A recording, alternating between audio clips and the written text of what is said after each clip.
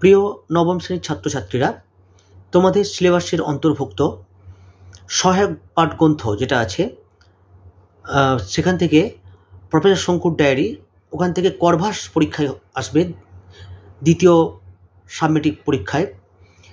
তো সেক্ষেত্রে আজকের করভাস থেকেই আমি শর্ট অ্যান্সার টাইপ কোশ্চেন লেখাবো। লেখো, কম বেশি 20টি শব্দে প্রশ্নের উত্তর দাও, প্রশ্নের মান 1। কম বেশি 20টি শব্দে প্রশ্নের উত্তর দাও, প্রশ্নের মান 1 লিখবে। প্রথম প্রশ্ন, শঙ্কুর অর্নিথন যন্ত্রটি কেমন ছিল? উত্তর লিখবে। সত্যজিৎ রায় বিরচিত করভাস গল্পে অর্নিথন যন্ত্রটির দুটি অংশ দাঁড়িয়ে দাও। একটি অংশ খাঁচার মতো, কমা, যেখানে পাখিটি থাকবে, দাঁড়িয়ে দাও, এছাড়া খাঁচার সঙ্গে বৈদ্যুতিক যোগাযোগ রাখবে। দ্বিতীয় অংশটি, এখান থেকে জ্ঞান ও বুদ্ধি পাখির মস্তিষ্কে চালিত হবে। দাঁড়িয়ে দাও, উত্তর শেষ করো। পরের প্রশ্ন লিখবে, চিলির পক্ষী সম্মেলনে করভাস কি করেছিল? উত্তর লিখবে। সত্যজিৎ রায় বিরচিত করভাস রচনাংশে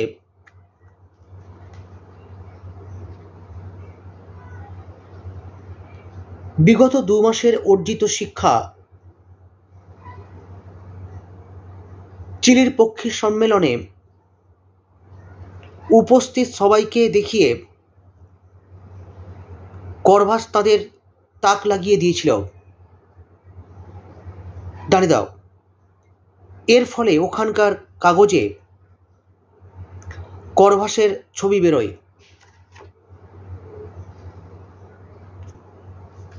পরের প্রশ্ন লিখবে, করভাস অন্য কাকেদের চেয়ে আলাদা কিভাবে বোঝা গেল? জিজ্ঞাসা চিহ্ন দাও, উত্তর লিখবে। সত্যজিৎ রায় বিরচিত করভাস রচনাংশে শিমুল গাছে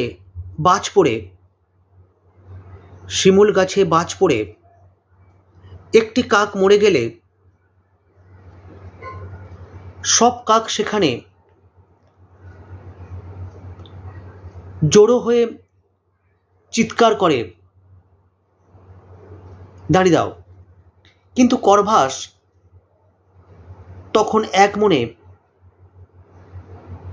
প্রাইম নাম্বার লিখে চলে।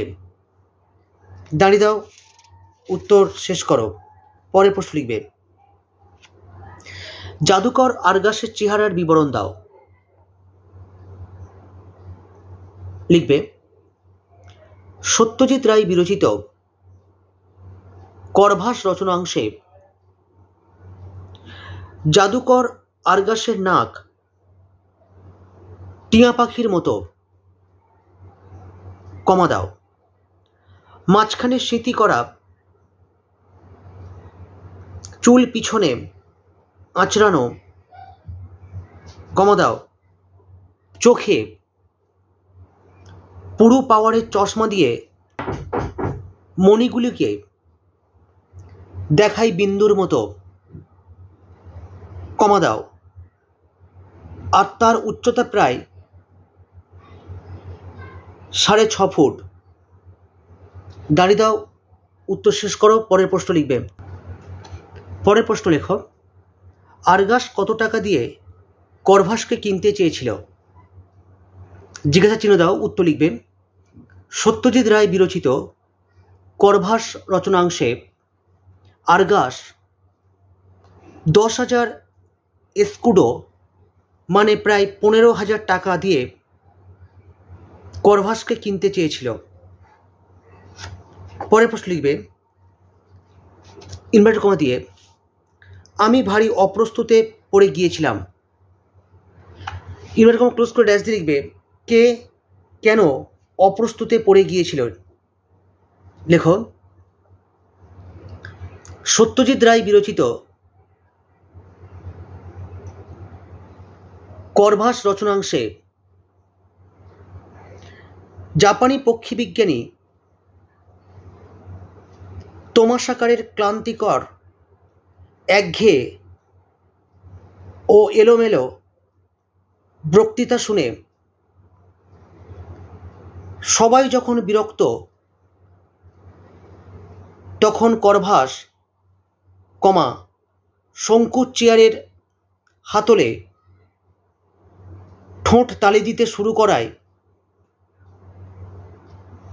সকলে হেসে ওঠে। দাঁড়িয়ে দাও, এই ঘটনায় শঙ্কু ভারী অপ্রস্তুত হয়ে পড়েছিলেন। দাঁড়িয়ে দাও উত্তর শেষ করবে। পরের প্রশ্ন লিখবে, তবে তার আগে চ্যানেলটিতে যারা নতুন এসছো তোমরা আশা করি সাবস্ক্রাইব করবে, ভালো লাগলে লাইক করো, বন্ধুদের সঙ্গে ভিডিওগুলো শেয়ার করো, আর অবশ্যই তোমরা কী ধরনের প্রশ্ন উত্তর চাইছো সেই সম্পর্কে কমেন্ট সেকশানে কমেন্ট করো। লেখো পরের প্রশ্ন। লিখবে ইনভার্টেড কমা দিয়ে, যার সর্বাঙ্গে ছিল সহস্র চোখ। ইনভার্টেড কমা ক্লোজ করে ড্যাশ দিয়ে লিখবে কার। উত্তর লেখো সত্যজিৎ রায় বিরচিত করভাস রচনাংশে গ্রিক উপকথা অনুসারে আর্গাস নামে এক কৃত্তিমান পুরুষের সর্বাঙ্গ জুড়ে সহস্র চোখ ছিল। পরের প্রশ্ন লিখবে আর্গাসের আসল নাম কি। জিজ্ঞাসা চিহ্ন দাও, উত্তর লেখো সত্যজিৎ রায় বিরচিত করভাস রচনাংশে জাদুকর আর্গাসের প্রকৃত নাম দেমেনিগো বার্তেলেমে সারমিয়েন্তো। দাঁড়িয়ে দাও পরের প্রশ্ন লিখবে। লেখো পক্ষীবিজ্ঞানী সম্মেলনে উপস্থিত জাপানি বিজ্ঞানীর নাম কি। উত্তর লিখবে সত্যজিৎ রায় বিরচিত করভাস রচনাংশে পক্ষীবিজ্ঞানী সম্মেলনে উপস্থিত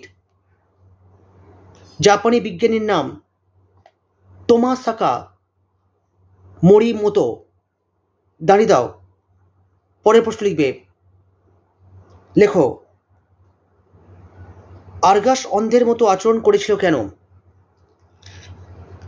জিজ্ঞাসা চিহ্ন দাও, উত্তর লিখবে সত্যজিৎ রায় বিরচিত করভাস রচনাংশে